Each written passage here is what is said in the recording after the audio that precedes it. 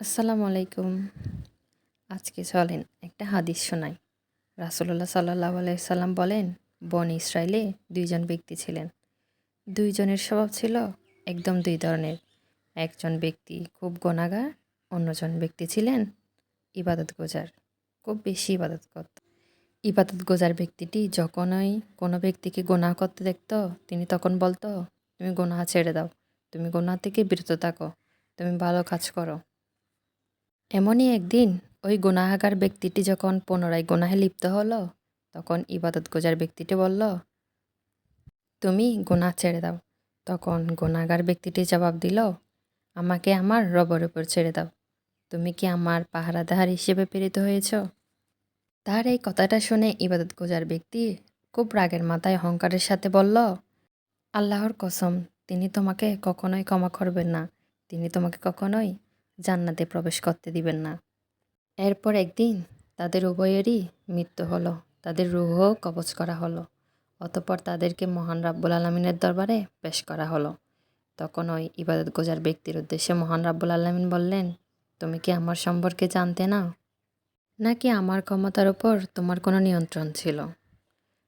আর গুনাহগার ব্যক্তিকে বলল, "যাও, তুমি আমার রহমতের উসিলায় জান্নাতে প্রবেশ করো।"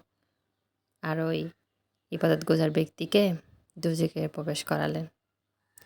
আসলে খারাপ ব্যক্তি যে সবসময় জাহান্নামে যাবে, সবসময় ৫ ওয়াক্ত নামাজ পড়লে যে জান্নাতে যাবে এমন কিছু না। যার, যার আমল তার, তার ভিতরে। প্রত্যেক কিছুর জন্য হিসাব, যার হিসাব তাকেই দিতে হবে। আমি যদি ভালো কাজ করি বা খারাপ কাজ করি, আমার ভালো কাজের হিসাবও আমার আল্লাহ নিবেন, আমার খারাপ কাজের হিসাবও আমার আল্লাহ নিবেন।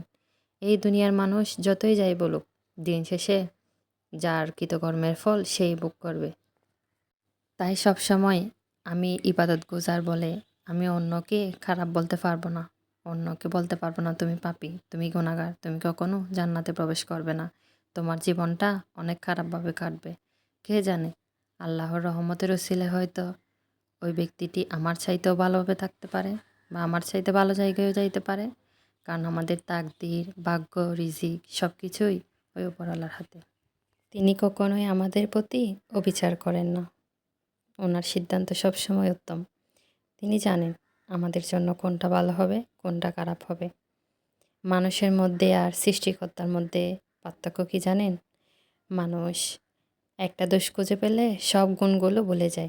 আর আমাদের সৃষ্টিকর্তা শুধুমাত্র একটা গুণ পেলে বাকি সব দোষগুলো ভুলে আমাদেরকে মাফ করে দেয়।